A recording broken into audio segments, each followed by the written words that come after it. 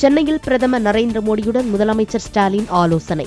வெள்ள நிவாரணத் தொகை, ஜிஎஸ்டி நிலுவை உள்ளிட்டவை குறித்து விவாதிக்கப்பட்டதாக தகவல். சாம்பியன்களை உருவாக்கும் பூமி தமிழ்நாடு என கேலோ இந்தியாவை தொடங்கி வைத்து பேசிய பிரதமர் மோடி பாராட்டு.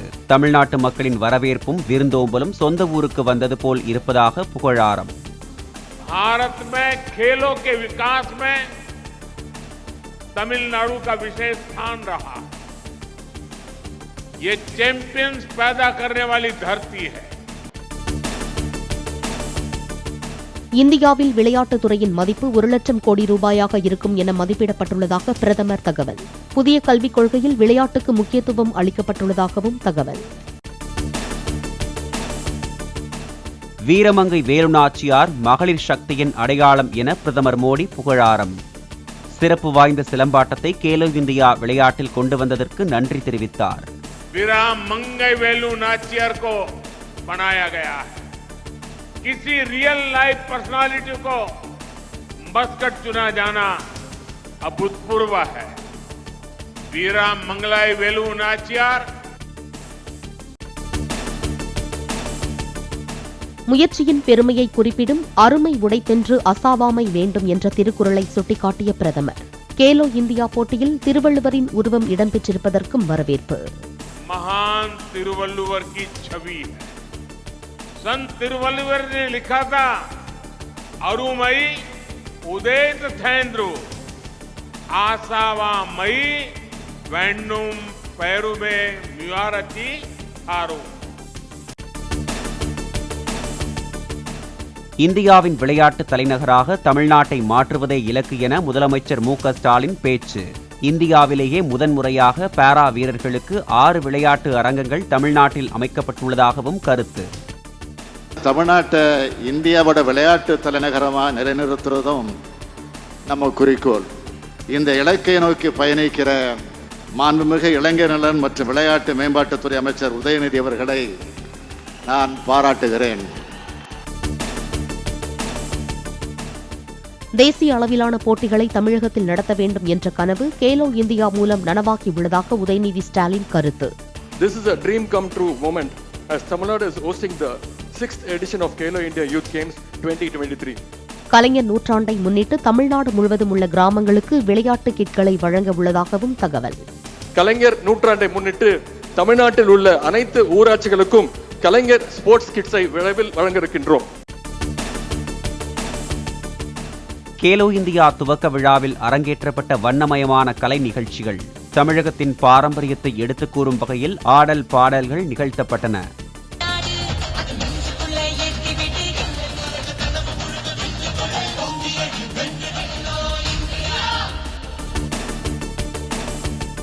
தமிழ்நாட்டில் முதல் தலைமுறை வாக்காளர்களை வரும் 25ஆம் தேதியில் இருந்து பாஜக சந்திக்க இருப்பதாக அண்ணாமலை பேட்டி. பிரதமர் மோடி அடுத்த மாதம் மீண்டும் தமிழகம் வர வாய்ப்புள்ளதாகவும் தகவல். முதல் முறை வாக்காளர்கள் குறிப்பாக 18 ஆண்டிலிருந்து 21 ஆண்டுக்குள்ள யார் இருக்காங்களோ அவங்க எல்லாருமே குட் கவர்னன்ஸ், நல்ல ஒரு அரசியல், நல்ல ஒரு ஆளுமை மிக்க தலைவர் வேண்டும் என்று எதிர்பார்க்கின்றார்கள்.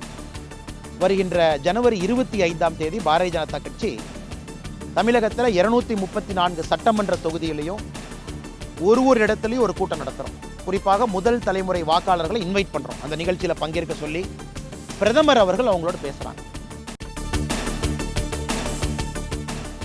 ஸ்ரீரங்கம் அரங்கநாத சுவாமி கோயிலில் இன்று சுவாமி தரிசனம் செய்கிறார் பிரதமர் மோடி. மாலையில் ராமேஸ்வரம் அக்னி தீர்த்த கடலில் நீராடி ராமநாத சுவாமி கோயிலில் வழிபாடு நடத்துகிறார். பிரதமர் வருகையையொட்டி 5 அடுக்கு பாதுகாப்பு வளையத்திற்கு கொண்டுவரப்பட்ட திருச்சி ஸ்ரீரங்கம். பாதுகாப்பு மற்றும் கண்காணிப்பு பணியில் ஈடுபட்டுள்ள 3700 போலீசார். சென்னை பல்லாவரம் திமுக எம்எல்ஏ கருணாநிதியின் மகன் மற்றும் மருமகள் மீது 5 பிரிவுகளின் கீழ் வழக்கு பதிவு. எம்எல்ஏவின் மகன் ஆண்டோ மதிவாணன் வீட்டில் பணியாற்றிய இளம்பெண் துன்புறுத்தலுக்கு ஆளானதாக அளித்த புகாரில் போலீசார் நடவடிக்கை. தன் சிறுவயதில் தமக்கும் இதுபோன்ற ஒரு வீட்டில் வாழ வாய்ப்பு கிடைக்காதா என ஆசைப்பட்டதாக கூறிய பிரதமர் மோடி, சோலாப்பூரில் பிரதமர் வீடு வழங்கும் திட்டத்தின் கீழ் கட்டப்பட்ட வீடுகளை திறந்து வைத்து கண் கலங்கியபடி பேச்சு. ये चीजें देखता हूं मन को इतना संतोष होता है। इन हजारों परिवारों के सपने जब साकार होते हैं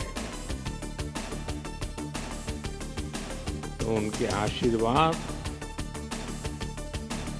मेरी सबसे बड़ी पूंजी होते हैं। அயோத்தியில் திறக்கப்பட உள்ள ராமர் கோயில் வளாகம் வண்ண விளக்குகளால் ஜொலிப்பு. அயோத்தி நகர் வழியே ஓடும் சரையு நதிக்கரையில் ஆரத்தி எடுத்து வழிபாடு.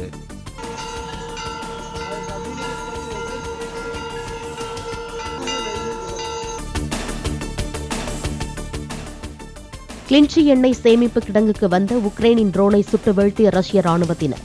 ட்ரோனில் இருந்த குண்டு வெடித்ததில் எண்ணெய் கிடங்குகளின் சில பகுதிகள் தீப்பிடித்து எரிவதாக அதிகாரிகள் தகவல். குளிர்கால இளையோர் ஒலிம்பிக் போட்டிகள் தென்கொரியாவின் கேங்க்வோன் நகரில் தொடக்கம். 80 நாடுகளைச் சேர்ந்த 2000 வீரர் வீராங்கனைகள் போட்டிகளில் பங்கேற்பு.